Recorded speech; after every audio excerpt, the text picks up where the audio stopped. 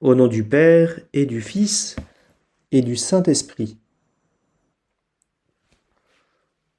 Mon Seigneur et mon Dieu, je crois de tout mon cœur que tu es ici, que tu me vois, que tu m'entends. Je t'adore à genoux devant toi. Je te demande le pardon de mes péchés et ton aide pour faire de mon mieux ce moment de prière.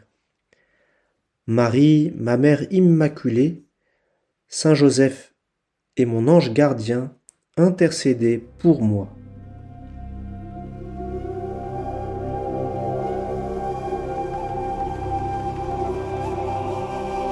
Nous sommes au matin du premier jour de la semaine.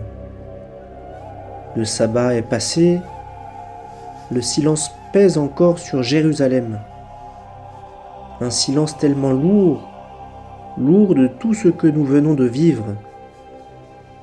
Jésus est mort, nous avons tous fui, sauf Jean, le jeune Jean courageux qui a soutenu la Vierge Marie et les femmes.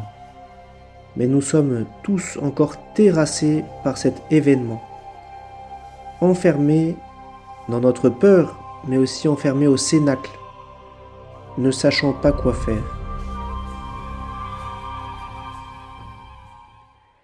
Ces femmes qui étaient au pied de la croix viennent nous voir pour dire qu'elles partent au petit matin pour accomplir les rites traditionnels de l'embaumement des défunts. Elles nous demandent encore de les accompagner pour les aider à rouler la pierre, mais non, nous refusons. Nous sommes encore trop abattus et puis nous avons peur des représailles si les gardes s'attaquent à nous ou encore si nous sommes dénoncés comme les disciples de Jésus et mourir nous aussi crucifiés. Pourtant, ces femmes sont bien déterminées à aller au tombeau. Quel courage! Nous les admirons comme nous admirons leur amour pour le Seigneur. En regardant partir ces femmes, nous pensons à tout ce que nous avons vécu ces dernières années avec le Seigneur Jésus. Ces moments où nous avons contemplé et bu les paroles qu'il prêchait aux foules, ces guérisons, ces miracles qu'il accomplissait auprès des malades qui venaient en foule et qui voulaient ne serait-ce que toucher la frange de son vêtement pour être guéris. Tous ces exorcismes, toutes ces délivrances dont nous avons été témoins. Nous repensons aussi à l'exorcisme de notre sœur Marie-Madeleine, que le Christ avait délivré de ses démons. Ah, qu'ils sont loin ces jours où nous avions placé toute notre espérance en Jésus, le Sauveur des hommes. Où sont-ils ces jours bénis, maintenant que Jésus a été livré par l'un d'entre nous, qu'il a été condamné, flagellé et crucifié comme un esclave? Pourtant, ces femmes, elles, ne restent pas dans ses pensées. Ces femmes agissent.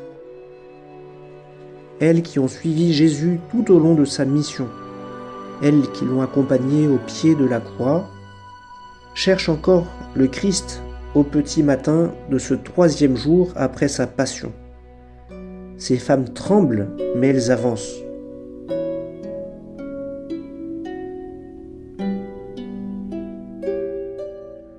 Cela fait 2 heures qu'elles sont parties, mais nous entendons frapper au cénacle. Nous ouvrons. Marie-Madeleine, Marie, mère de Jacques, toute essoufflée.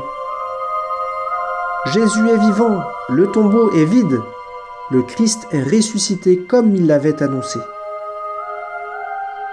Nous voyons bien qu'elles ont une grande joie qui ne peut venir que du ciel. Mais nous avons vraiment du mal à les croire. Elles ont sûrement eu une hallucination. Pourtant, elles insistent. Nous nous demandions comment rouler la pierre et en arrivant au tombeau, nous avons entendu un gros tremblement de terre qui a fait fuir tous les soldats. Et puis un ange magnifique, tout rayonnant de lumière, qui nous a dit de ne pas avoir peur que Jésus était ressuscité. Et nous avons constaté, à son invitation, que le tombeau était bien vide, que les linges étaient pliés et rangés à leur place. Alors que nous étions encore toutes affolées et toutes apeurées par cette nouvelle, Jésus lui-même, Jésus le Christ, est venu à notre rencontre. Oui, Jésus lui-même. Nous étions folles de joie. Marie-Madeleine s'accrochait à ses pieds. Elle pleurait. Elle ne voulait pas le lâcher. Mais Jésus nous a dit de bien vite vous annoncer cette nouvelle et de vous dire qu'il viendra à votre rencontre en Galilée. Jésus est ressuscité, il est vraiment ressuscité. Quelle rencontre inouïe, inespérée. Et pourtant, nous les disciples, nous restons sceptiques. Nous avons le cœur endurci et nous voulons nous-mêmes constater que le tombeau est vide. Cette nouvelle est tellement incroyable que nous avons du mal à les croire. Pierre et Jean veulent constater eux aussi que le tombeau est vide. À leur tour, ils voient les linges posés à plat, le suaire roulé à part à sa place. Mais c'est surtout le témoignage de 2 disciples qui, le jour même, ont vu eux aussi de leurs yeux le Seigneur ressuscité, qui a fait que nous avons commencé à croire ces femmes. Comme ces disciples étaient eux aussi tristes et désabusés. Ils avaient le cœur lourd des événements de ces derniers jours. Ils en parlaient justement sur le chemin d'Emmaüs. Mais ces 2 disciples sont venus nous dire que Jésus lui-même était venu les rejoindre sur leur chemin, mais qu'ils ne l'avaient pas tout de suite reconnu. Ils avaient tellement le cœur en peine, ils étaient tellement désabusés que leurs yeux étaient comme aveuglés. Jésus les a fait parler des malheurs de ces derniers jours. Puis il leur a expliqué toutes les Écritures, tout ce que les prophètes avaient annoncé du Messie. C'est Jésus qui était le serviteur souffrant annoncé par le prophète Isaïe, rejeté, maltraité, comme une brebis conduite à l'abattoir qui n'ouvrait pas la bouche. C'est lui le Messie sauveur qui devait prendre sur lui tous les péchés des hommes pour ressusciter le 3e jour comme il l'avait annoncé. Ce n'est qu'au moment de la fraction du pain, le soir, dans une auberge, que leurs yeux se sont ouverts, qu'ils ont enfin reconnu Jésus. Au moment même où Jésus s'est fait reconnaître à la fraction du pain, il a aussitôt disparu à leurs yeux. Quelle joie dans leur cœur quand ils nous ont raconté qu'ils avaient vu le Seigneur. C'est le cœur tout brûlant comme d'un feu qu'ils nous ont dit combien Jésus les avait aimés et rejoints. Seigneur, je suis moi-même comme ces femmes, comme Pierre et Jean au matin de Pâques, comme ces disciples d'Emmaüs. Je t'ai suivi parmi les foules cette semaine. J'ai bu tes paroles dans la lecture de l'Évangile. J'ai fait l'expérience de ton salut, de ton pardon quand je me suis confessé. J'étais présent à ton dernier repas, Jeudi Saint, où je t'ai accompagné au reposoir et j'ai cherché à te suivre dans ta passion, avec les femmes, avec la Vierge Marie, avec Saint Jean, où j'ai cherché à être un peu de consolation dans ton cœur, en te montrant beaucoup d'amour et de reconnaissance, toi qui as donné ta vie pour moi, pour me ramener contre ton cœur, là où est ma place. Et aujourd'hui, Seigneur,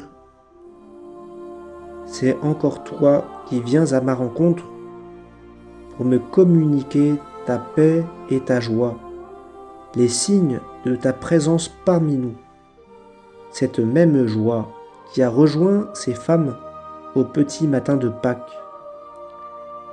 Je veux voir et croire moi aussi que le tombeau est vide, mais je fais l'expérience que mon cœur est plein, plein de ta présence, plein de ta joie et de ta paix que tu me donnes. Seigneur, ce matin, ce soir, je veux me laisser rencontrer par toi. En ce jour de ta résurrection, je veux dès à présent vivre en ressuscité, conscient que tu es toujours à mes côtés, que tu me rejoins de manière particulière dans la prière et dans tes sacrements.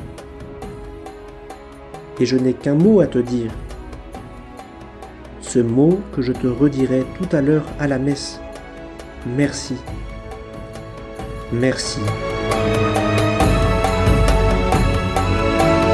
Merci du don de ta vie sur la croix. Merci d'avoir porté tous mes péchés. Merci de venir me rejoindre dans tous mes enfermements. Merci de me sortir de mes peurs. Merci de ta présence dans l'Eucharistie, où tu viens messe après messe, dimanche après dimanche, jour après jour, me redonner ta vie. Seigneur, aujourd'hui, je veux répondre à ce « j'ai soif » que tu as dit une seule fois sur la croix, mais que tu redis à chaque messe. Seigneur, je veux jour après jour me laisser transformer par ta vie de ressuscité, jusqu'au jour où moi aussi, je pourrai te contempler face à face, cœur à cœur, dans un bonheur sans fin, quand tu m'appelleras pour siéger à mon tour dans ton royaume.